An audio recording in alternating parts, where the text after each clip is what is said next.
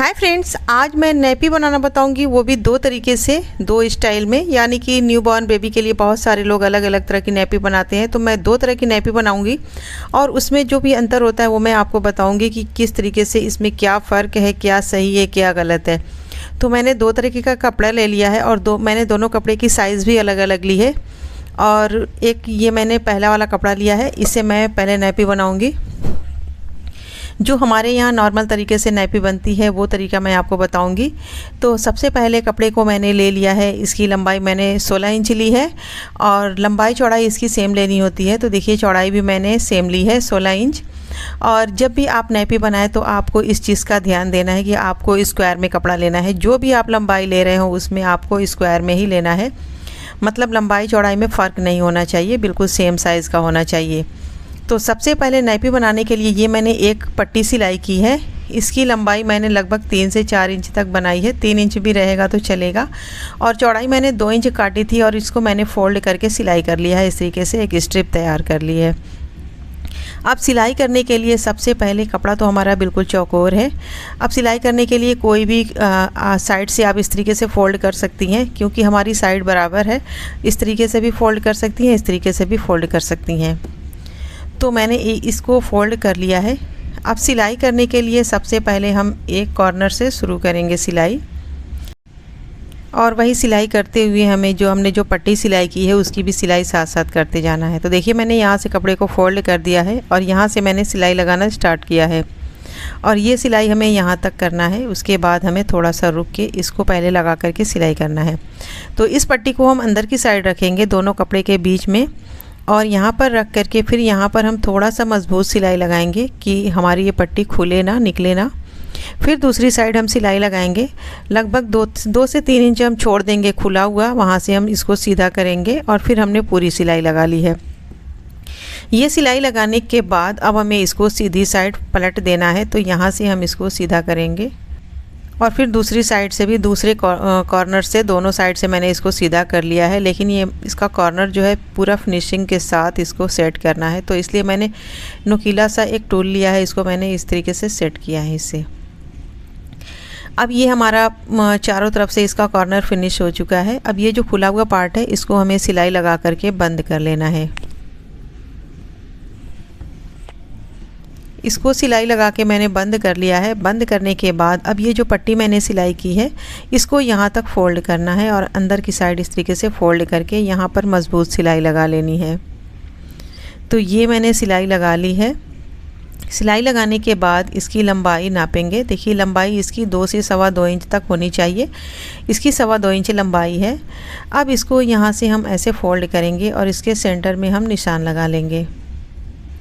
Centre में मैंने निशान लगा दिया है। अब इसको यहाँ से हम चुनट डालेंगे, लगभग 3 चुनट डालेंगे। ये अक्सर लोग चुनट नहीं डालते। इस चुनट को ना डालने से क्या होता है कि आपकी नैपी कभी भी फिट नहीं बैठेगी। इससे क्या होता है कि एक यहाँ पे गड्ढे से बन जाता है और यहाँ पर बेबी को लेटा करके जब आप पहनाएंगी तो ये कमर से नीचे नहीं आएगा और बिल्कुल फिट आएगा। तो यहाँ से इस तरीके से इसको लगा करके बांध लेना है। और बांधने के बाद इसमें कोई टेंशन नहीं कि आपका ये बांधने वाला छोटा होगा, क्योंकि बेबी की कमर बहुत थोड़ी सी होती है न्यूबॉर्न बेबी की। तो इस तरीके से देख सकती हैं कि मैंने पहले तरीके की नैपी बना के बता दी। अब मैंने ये लिया है दूसरा वाला नैपी का कपड़ा, इसको भी हमें बना लेना है सेम तरीके से। लेकिन इसकी साइज़ मैंने थोड़ा सा छोटी रखी है। 14 इंच बाई 14 का मैंने कपड़ा लिया है। और छोटा कपड़ा आप लेंगी तो ये वाला जो आइडिया है ना, इस आइडिया में आप थोड़ा सा छोटा कपड़ा यूज़ कर सकती हैं। पर मैंने जो पहला वाला तरीका बताया है उसमें छोटा कपड़ा आपका नहीं चलेगा, थोड़ा सा बड़ा होना चाहिए। इसको भी मैंने इस तरीके से ट्रायंगल शेप में फ़ोल्ड कर लिया है और इसी तरीके से फ़ोल्ड करके सिलाई भी करना होगा। उसके बाद मैंने ये एक पट्टी ली है, इसकी लंबाई मैंने 10 इंच ली है और चौड़ाई मैंने 2 इंच ली है। लेकिन कपड़ा हमारे पास थोड़ा सा कम था तो मैंने एक साइड थोड़ा सा कपड़ा तिरछा है, फिर भी मैं उसी में एडजस्ट करके सिलाई करूँगी। तो यहाँ से देखिए मैंने इसको पट्टी की शेप में फ़ोल्ड करके इस पर सिलाई लगा ली है। अब इसको सेंटर से कट करके इसकी 2 पीस करना है। ये 5-5 इंच की 2 पीस हो गई है। और ये एक मैंने पट्टी तैयार की है, इसको मैंने पहले वाले के हिसाब से ही सिलाई की है। जैसा मैंने पहले एक स्ट्रिप तैयार की थी, इसकी लंबाई 2.5 इंच है, उसकी लंबाई मैंने 4 इंच रखी थी। अब इस दोनों पट्टियों को, जो बड़ी वाली पट्टी मैंने सिलाई की है, इसको हमें इस तरीके से दोनों साइड रख लेना है और फिर कपड़े को यहाँ से फोल्ड करके उसके बाद यहाँ से हमें सिलाई लगाना है। तो यहाँ पर मज़बूत सिलाई लगाएंगे, फिर पूरा यहाँ तक हम सिलाई लगाएंगे। यहाँ तक सिलाई लगाने के बाद फिर ये जो मैंने पट्टी सिलाई की थी, इसको हम डबल फोल्ड कर लेंगे और फिर यहाँ पर रख करके इसकी हम सिलाई करेंगे। यहाँ पर भी मज़बूत सिलाई लगा लेंगे, फिर दूसरी साइड सिलाई करेंगे और थोड़ा सा खुला हुआ छोड़ेंगे पलटने के लिए सीधी साइड, और फिर हम पूरा एंड तक सिलाई लगा लेंगे। अब ये मैंने सिलाई लगा ली है। सिलाई लगाने के बाद फिर हमें इसको दूसरी साइड पलट देना है। इसको पलटना बहुत इजी है क्योंकि इसमें तीनों कॉर्नर पे मैंने बंधन लगाया हुआ है, यानी कि इस तरीके से मैंने पट्टी लगाई है। तो इसमें कोई भी टूल्स इस्तेमाल करने की ज़रूरत नहीं है, ये आपका बहुत आसानी से सीधा हो जाएगा। तो इस तरीके से देख सकती हैं, मैंने इसको सीधी साइड फोल्ड कर लिया है। इसको सीधा फोल्ड करने के बाद जहाँ से मैंने इसको सीधी साइड फोल्ड किया है वहाँ से हमें पहले सिलाई लगाना होगा। तो सबसे पहले यहाँ का हम खुला हुआ पार्ट सिलाई करेंगे। ये मैंने सिलाई कर ली है। अब पीछे की साइड जो हमारे कमर की साइड होगी, वहाँ पर मैंने पहले वाले में चुन्नट की सिलाई की थी, इसमें भी हमें चुन्नट की सिलाई कर लेनी है और 3 चुन्नट काफ़ी है, तो इसमें भी मैंने 3 चुन्नट डाल दिया है। अब ये मैंने दोनों को तैयार कर लिया है, मतलब मैंने जो कपड़ा बंद खुली हुई साइड थी उसको बंद कर लिया, कमर में चुन्नट डाल लिया और यहाँ पर बंधन में हमें इस तरीके से बो लगा लेना है। तो ये भी मैंने सिलाई करके इसको तैयार कर लिया है। तो ये वाली नाइपी भी हमारी पूरी बन के तैयार है। इसमें कुछ अलग अलग चीज़ें हैं दोनों में, दोनों को मैंने यहाँ पे लिया हुआ है, दोनों में फ़र्क बताना है। सबसे पहले तो ये फर्स्ट स्टाइल जो मैंने तैयार की है, ये बहुत सिंपल है नैपी, इसको बनाना आसान है, पहनाना भी आसान है।